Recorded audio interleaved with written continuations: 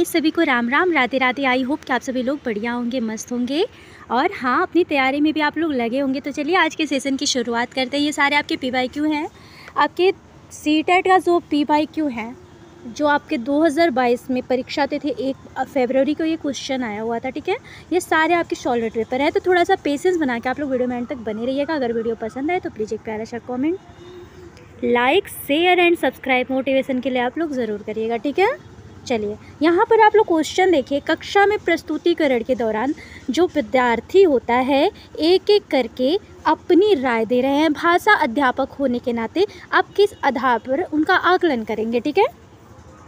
तो यहाँ पे आप ऑप्शन दे रहा है आप लोग को भाषा में प्रवाह, विषय वस्तु में निपुणता अथवा विभिन्न लेखनों के कथन अथवा प्रस्तुति का। देखिए यहाँ पे आप लोग को ऑप्शन में जो दे रहा है कि भाषा में प्रवाह, तो ये तो होना ही चाहिए।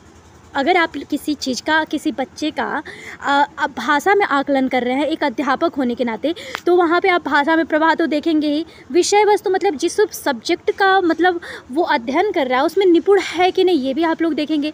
लेकिन यहाँ पे बोल रहा है कि विभिन्न लेखकों के कथन, तो यहाँ पे आपके कथन की बात नहीं हो रही, यहाँ पे आप लोग आकलन कर रहे हैं बच्चे का, ठीक है। यहाँ पे असेसमेंट की बात हो रही है ना, तो यहाँ पे विभिन्न लेखकों के कथन का कोई यहाँ पे मतलब कोई ताल्लुक ही नहीं बैठ रहा कि मतलब यहाँ पे ये हो सकता है, ठीक है। लेकिन यहाँ पे बोल रहा है आपके प्रेजेंटेशन, जो आपका प्रस्तुतिकरण शैली, तो देखिए भाषा में प्रवाह होगा, विषय वस्तु में निपुणता होगी और आपकी प्रस्तुतिकरण शैली। देखिए आपके शिक्षण की न जो आप मेन जो आप पेडागोजी में आप लोग फंसते हैं ना, यही जो डीपली अब यहाँ पे दे दिया था कि विभिन्न लेखनों के कथन, तो यहाँ पे थोड़ा सा कन्फ्यूजन वाला दिया था, ठीक है।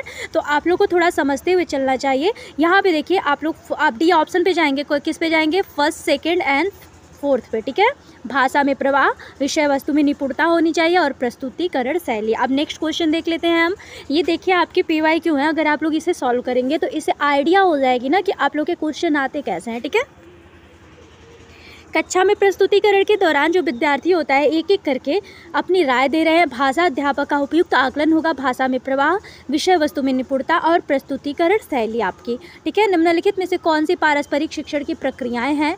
अनुमान, प्रश्न करना, स्पष्ट करना और आपके सारांशीकरण का, मान लेना, चर्चा करना, नोट करना और सारांशीकरण, कल्पना करना, प्रस्तुतिकरण और आपके प्रश्न करना और आपके सारांशीकरण। और यहाँ पे फोर्थ ऑप्शन दे रहा है कि विचार करना, अभिव्यक्ति करना और फिर मॉडरेटिंग करना, उसके बाद आप क्या करेंगे, सारांशीकरण करेंगे। तो यहाँ पे बोल रहे हैं कि पारस्परिक शिक्षण की प्रक्रियाएं कौन कौन सी होती हैं। तो किसी भी चीज़ के लिए पहले आप लोग क्या करते हैं, गेस करते हैं ना। उसके बाद आप लोग क्या करेंगे, गेस करने के बाद आप क्वेश्चन करेंगे, फिर उसे स्पष्ट करेंगे, फिर उसका सारांशीकरण करेंगे। क्या या मान लेना है, मान लेना कैसी मतलब शिक्षण विधि है, चर्चा करना। मान लेने से तो कुछ नहीं होगा ना, पहले मान लेंगे, फिर उसका चर्चा करेंगे, फिर नोट करेंगे, फिर सारांशीकरण। और यहाँ पे बोल रहे हैं पहले आप कल्पना करेंगे, फिर प्रेजेंटेशन देंगे, फिर उसे प्रश्न करेंगे, उसके बाद आप सारांशीकरण करेंगे। फिर यहाँ पे बोल रहे हैं आप विचार करेंगे, अभिव्यक्त करेंगे अथवा मॉडरेटिंग करेंगे और सारांशीकरण। तो यहाँ पे देखिए आपका जो फर्स्ट ऑप्शन दे रहा है, आपके अनुमान करेंगे पहले आप। आपकी शिक्षण प्रक्रिया अगर पूछेगा कि कैसी विधि है, तो पहले अनुमान लगाया जाता है, फिर प्रश्न किया जाता है, फिर उसे स्पष्ट किया जाता है, फिर उसके बाद उसका सारांशीकरण होता है। तो यहाँ पे फर्स्ट ऑप्शन सही हो जाएगा, ठीक है। चलिए नेक्स्ट क्वेश्चन दे रहा है, अनुमान करना, प्रश्न करना, स्पष्ट करना और आपके सारांशीकरण जो होता है पारस्परिक शिक्षण की प्रक्रियाएं मानी जाती हैं। पारस्परिक शिक्षण का एक छोटा समूह जो निर्देशात्मक गतिविधि होता है, जिसमें छात्र शिक्षक बनते हैं और 4 प्रबंध नीतियों का उपयोग करके चर्चा का नेतृत्व करते हैं, जिसका अच्छे पाठक पाठ को समझने के लिए उपयोग करते हैं। छात्रों को अपना भ्रम दूर करने के लिए प्रश्न पूछने चाहिए, ठीक है। नेक्स्ट क्वेश्चन दिया है कि संप्रेषणात्मक गतिविधि के शुरुआती चरण में अध्यापिका जो है विद्यार्थियों को जहां भी आवश्यकता होता है मदद दे रही है और धीरे धीरे विद्यार्थियों पर उत्तरदायित्व भी डाल रही है। यह अध्यापिका क्या कर रही है? तो आप लोग वाइगोत्स्की का सिद्धांत पढ़े होंगे ना। अगर ऐसे ही क्वेश्चन देता है, ये वाइगोत्स्की के सिद्धांत पर आधारित क्वेश्चन दिया है। यहाँ पे बोल रही है कि विद्यार्थियों को दिशा संकेत दे रही है, विद्यार्थियों को मदद दे रही है, विद्यार्थियों को पुनर्बलन दे रही है अथवा विद्यार्थियों को निर्देश दे। तो यहाँ पे जो कर रही है, धीरे धीरे विद्यार्थियों पर उत्तरदायित्व डाल रही है, तो यहाँ पे मदद दे रही है, ठीक है। क्या हो जाएगा, मदद देना, क्योंकि आपके जो आपके वाइगोत्स्की साहब हैं उन्होंने इसको फोल्डिंग का सिद्धांत दिया है, ठीक है। उनसे जो अगर बच्चा जो होता है अगर कहीं फंसता है तो वहाँ पे टीचर जो होता है थोड़ा सा मदद देता है जिससे बच्चे का सही गाइडेंस हो पाए, ठीक है। और अगर आप लोगों से पूछेगा कि जीन पियाजे ने किसका सिद्धांत दिया है तो आपके संज्ञानात्मक विकास का सिद्धांत दिया है, ठीक है। चलिए नेक्स्ट क्वेश्चन देख लेते हैं हम। संप्रेषणात्मक गतिविधि के शुरुआती चरण में अध्यापिका जो है ये विद्यार्थियों को जहाँ भी आवश्यकता होता है वहाँ पे मदद दे रही है और धीरे धीरे जो विद्यार्थी होता है उत्तरदायित्व तो डाल रही है। यहाँ अध्यापिका विद्यार्थियों को मदद दे रही है। उपयुक्त आपके विकल्प जो है सेकंड सही हो जाएगा। भाषा की कक्षा में विद्यार्थी जो है अध्यापिका की उपस्थिति में एक दूसरे के साथ अंतःक्रिया कर अंग्रेजी भाषा में एक दूसरे की पसंद और नापसंद को जान रही है, ठीक है। अंतःक्रिया के दौरान जब भी जहाँ भी आवश्यकता होता है अध्यापिका विद्यार्थियों को आवश्यक संकेत मदद के रूप में दे रही है, ठीक है। और आवश्यक संकेत, यह समस्त शिक्षण आपके किस पर आधारित है। तो अभी मैं क्या बोली हूँ आप लोगों से, जब यहाँ पे अंतःक्रियात्मक की यहाँ पे बात हो रहा है आप लोगों का कि यहाँ समस्त शिक्षण जो अधिगम है यहाँ पे अंतःक्रिया की बात की जा रही है। किस चीज़ की? अंतःक्रिया के दौरान जब भी और जहाँ, देखिए एक चीज़ कुछ क्वेश्चन जो होते हैं ना कीवर्ड से भी लगाए जाते हैं, ठीक है। अगर आप लोगों को कीवर्ड मालूम है तो आप लोग वहाँ पे, अब यहाँ पे अंतःक्रिया की बात हुई है, ठीक है। यहाँ पे व्यवहारवाद दिया है, संज्ञानात्मक दिया है, सामाजिक सांस्कृतिक, और यहाँ पे अंतःक्रियात्मक। तो यहाँ पे अंतःक्रियात्मक और अंतःक्रिया दिया है तो यहाँ पे क्या हो जाएगा, थर्ड ऑप्शन ही सही हो जाएगा। ऐसे भी आप लोग लगा सकते हैं लेकिन यहाँ पे दे रहा है कि जब भी जहाँ भी आवश्यकता हो रहा है अध्यापिका विद्यार्थियों को आवश्यक संकेत मदद दे रही है।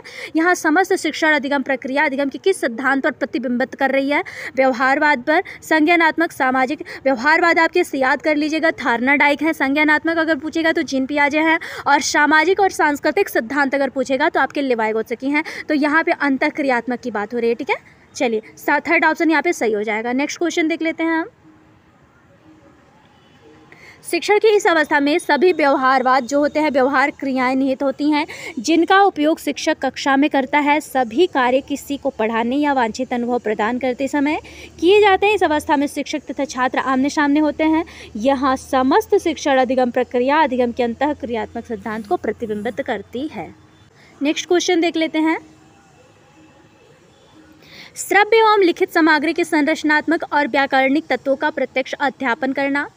श्रव्य और लिखित सामग्री को विद्यार्थियों के प्रयोग हेतु सामाजिक और सांस्कृतिक संदर्भों से जोड़ना और कार्य की इस प्रकार से अभिकल्पना करना जो समुच्चय के संदर्भ में कौशल का विकास पर केंद्रित हो, ठीक है।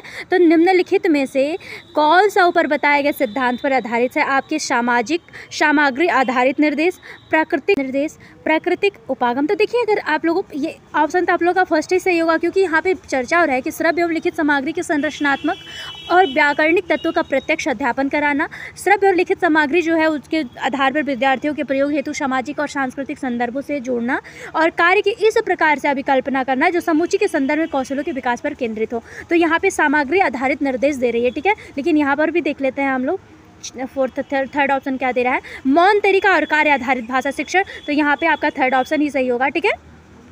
क्या हो जाएगा, सामग्री आधारित निर्देश, ठीक है। यहाँ पे आपका थर्ड ऑप्शन सही हो जाएगा। चलिए नेक्स्ट क्वेश्चन देख लेते हैं।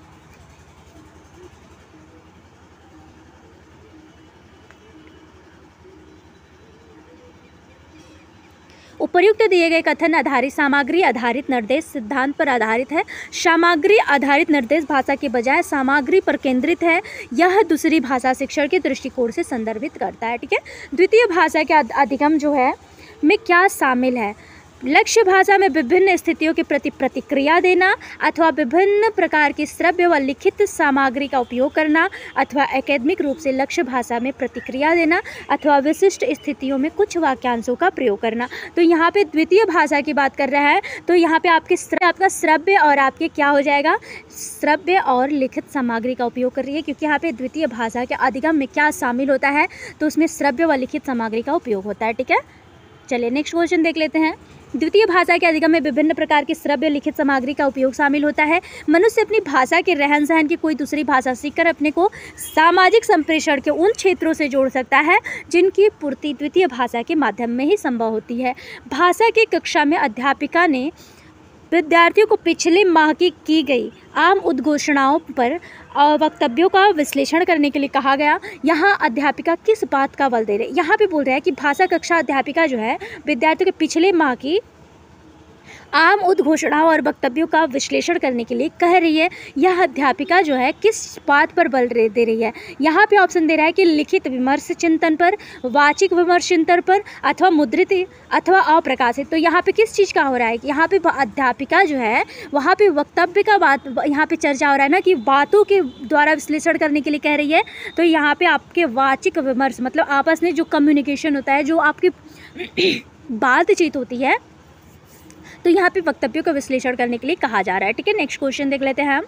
उपयुक्त कथन जो में अध्यापिका है वाचिक विमर्श आपके चिंतन पर बल दे रही है। विमर्श वह होता है जिसमें किसी दूसरे व्यक्ति या व्यक्तियों के साथ विचारों का आदान प्रदान होता है। चिंतन वह होता है जिसे मन में उमड़ रहे विचार के रूप में किया जाता है, क्योंकि चिंतन हमेशा अकेले में किया जाता है। ठीक है, नेक्स्ट क्वेश्चन दे रहे हैं हम कि निम्नलिखित में से कौन सा उपागम जो होता है भाषा अधिगम में भाषा की बहुशब्दी इकाइयों या वाक्यांशों की भूमिका पर बल देता है। ठीक है, संरचनात्मक उपागम, मौखिक उपागम, प्राकृतिक उपागम अथवा आपके शब्दकोश। तो यहाँ पे बोल रहा है कि बहुशब्दीय का बात हो रहा है। ठीक है, तो यहाँ पे न संरचनात्मक, संरचना होता है किसी चीज़ की आप लोग रचना कर रहे हैं। ठीक है, प्राकृतिक उपागम भी नहीं होगा, मौखिक उपागम नहीं। यहाँ पे बहुशब्दी की चर्चा हुई है, तो यहाँ पे शब्दकोशीय उपागम अथवा फोर्थ ऑप्शन यहाँ पे सही हो जाएगा। ठीक है, शब्दकोशीय उपागम भाषा की अधिगम में भाषा की बहुशब्दी इकाइयों या वाक्यांशों की भूमिका पर बल देता है। शब्दकोशीय उपागम में भाषा पारंपरिक व्याकरण और शब्दावली से नहीं बनती है, बल्कि अक्सर पहले से ही गढ़े गए बहुत से जो शब्द होते हैं समूहों से बनती है। ठीक है, निम्नलिखित में से असमान की पहचान करिए। यहाँ पे असमान का पहचान करना है। बच्चों में प्रथम भाषा के विकास के समानांतर अर्जन जो होता है स्वाभाविक तरीका माना जाता है, अथवा अर्जन अचेतन प्रक्रिया से होता है, अथवा अर्जन भाषिक निपुणता के स्वाभाविक विकास से संबंध रखता है, अथवा अर्जन भाषा के नियमों का चेतन पर ज्ञान बल देता है। ठीक है, तो पहले तो यहाँ पे देखिए जो बच्चों में प्रथम भाषा के विकास की बात कर रहा है, तो ये बात तो सही है कि उसकी समानांतर अंजर जो होता है, समानांतर जो अर्जन होता है, अर्जन क्या होता है जो हम अपने इन्वायरमेंट से सीखते हैं, अर्जित करते हैं। ठीक है, स्वाभाविक तरीका है। प्रथम भाषा जो हमारी मातृभाषा होती है, तो मातृभाषा हम लोग कहाँ से सीखते हैं? क्या आप लोगों के लिए किसी कोचिंग की आवश्यकता पड़ती है या किसी टीचर की आवश्यकता पड़ती है? नहीं ना, जो हमारी लैंग्वेज होती है, जो हमारी मदर टंग होती है, उसे हम स्वाभाविक रूप से सीख लेते हैं, उसे बोला जाता है अर्जन। ठीक है, अर्जन जो होता है अचेतन प्रक्रिया से संबंधित है, बिल्कुल है। अर्जन भाषिक निपुणता के स्वाभाविक विकास से संबंध रखता है, ये भी सही है। लेकिन यहाँ पे बोल रहा है अर्जन भाषा के नियमों के चेतन ज्ञान पर बल। अर्जन जो है ना आपके अचेतन ज्ञान पर बल देता है, ना कि चेतन। अभी यहाँ पे देख रहे हैं ना, अर्जन जो है अचेतन प्रक्रिया से संबंधित है, तो इसी से आप लोग अगर कीवर्ड पता है तो आप लोग लगा ले जाएंगे कि अर्जन जो होता है अचेतन प्रक्रिया से संबंधित होती है, ना कि आपके चेतन ज्ञान पर बल देती है। तो यहाँ पे आपसे असमान की पहचान करने के लिए तो असमान आपका सिर्फ फोर्थ है। ठीक है, अर्जन भाषा के नियमों के चेतन ज्ञान पर बल देता है, अन्य कथनों से असमान, क्योंकि अर्जन अचेतन प्रक्रिया से संबंधित होता है। नॉम चॉम्स्की जो होते हैं, देखिए नॉम चॉम्स्की ने भाषा अर्जन का सिद्धांत दिया है। ठीक है, भाषा अर्जन की क्षमता के बालकों में जन्मजात होती है और वह भाषा की व्यवस्था को पहचानने की शक्ति के साथ पैदा होती है। और एक चीज़ और, अगर आप लोगों से पूछे कि जो भाषा होती है, तो भाषा आपकी व्यवस्थाओं की भी व्यवस्था होती है, भाषा किस चीज़ की व्यवस्था की भी व्यवस्था। और आपके भाषा अर्जन के सिद्धांत किसने दिया था? आपके नॉम चॉम्स्की दिए थे। ठीक है, प्रकृतवादी उपागम किसके सिद्धांत के आधार पर शिक्षण शास्त्रीय अनुप्रयोगों को विकसित करने का प्रयास है? यहाँ पे ऑप्शन दे रहा है रोजर ब्राउन, ब्लूमफील्ड, स्टीफन क्रेशन अथवा आपके कोविन। तो यहाँ पे आपसे बात हो रहा है प्रकृतवादी। एक सेकेंड, आपके यहाँ पे किस चीज़ की किन की बात हो रही है? अगर प्रकृतवादी, देखिए प्रकृतवादी का बात हो रहा है तो रोजर ब्राउन, ब्लूमफील्ड, स्टीफन क्रेशन की अगर बात करें तो आपके प्रकृतवादी उपागम के सिद्धांत के आधार पर उन्होंने जो है शिक्षण शास्त्रीय अनुप्रयोगों को विकसित करने का प्रयास करा है। ठीक है, तो यहाँ पे स्टीफन क्रेशन जो है सही हो जाएंगे। चलिए नेक्स्ट क्वेश्चन देख लेते हैं। प्रकृतवादी उपागम जो आपके स्टीफन क्रेशन का सिद्धांत है, जिन्होंने शिक्षण शास्त्रीय अनुप्रयोगों को विकसित करने का प्रयास करा है। पाश्चात्य चिंतक प्रकृति को मूल तत्व समझती है, इसी को वह भूलों का कर्ता एवं उत्पादन साधन भी मानती है। ठीक है, चेतन अधिगम अर्जित व्यवस्थाओं से प्राप्त परिणामों की जांच और सुधारने के पर्यवेक्षण के रूप में कार्य करता है। और यहाँ पे कारण दे रहा है कि पर्याप्त समय, संरचनाओं पर ध्यान और नियमों का ज्ञान, ये 3 शर्तें जो है पर्यवेक्षण के सफल प्रयोगों की शर्तें हैं। तो यहाँ पे देखिए आपके बात हो रहा है आपके किस चीज़ का, अधिगम का।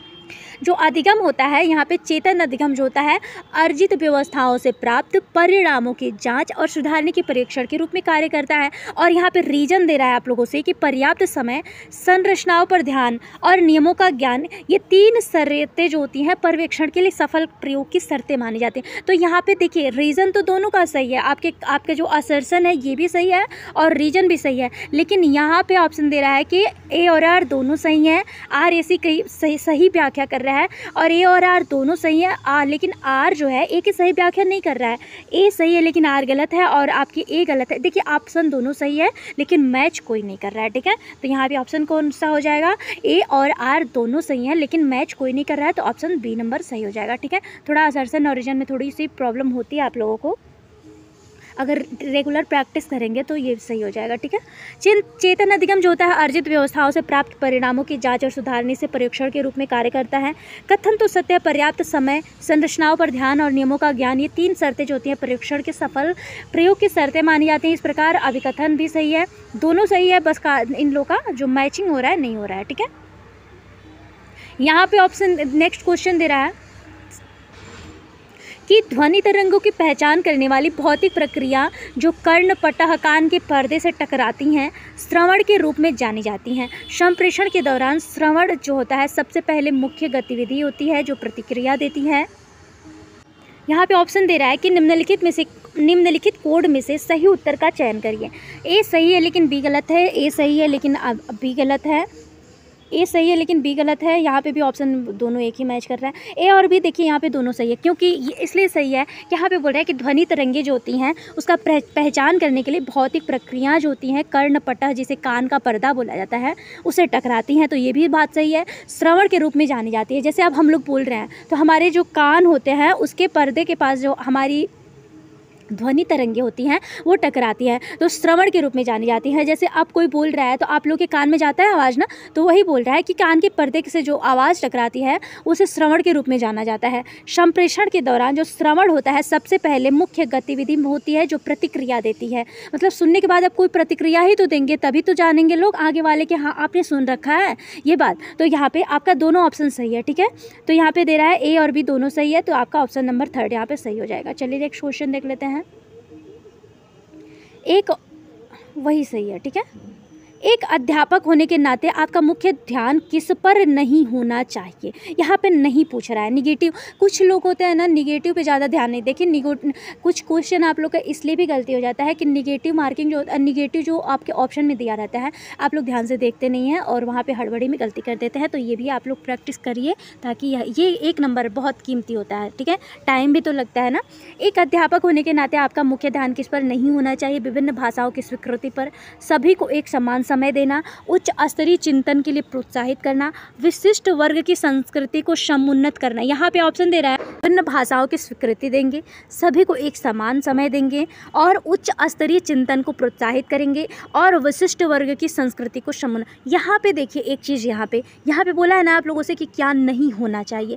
तो विभिन्न भाषाएं जो होंगी उनका तो स्वीकृति आप देंगे ही। मान लीजिए हमारी जो आर्टिकल, हमारी जो मौलिक अधिकार है वो कहती है कि हमारा धर्म जो है किसी के लिए न धर्म का यहाँ पे पाबंदी है ना किसी को अपना जो धर्म है अपने जाति के जो लोग हैं उनमें कोई भेदभाव नहीं होता है, ठीक है। तो हमारी जो मौलिक अधिकार है ये अलाउ नहीं करती है। तो विभिन्न भाषाओं की स्वीकृति मिली हुई है, ठीक है। सभी को एक समान समय देना, बिल्कुल। अगर आप समूह में टीचिंग करा रहे हैं, समूह में बात कर रहे हैं तो सभी के साथ आप समान बर्ताव करेंगे, किसी को अलग नहीं करेंगे आप, तो ये भी सही है।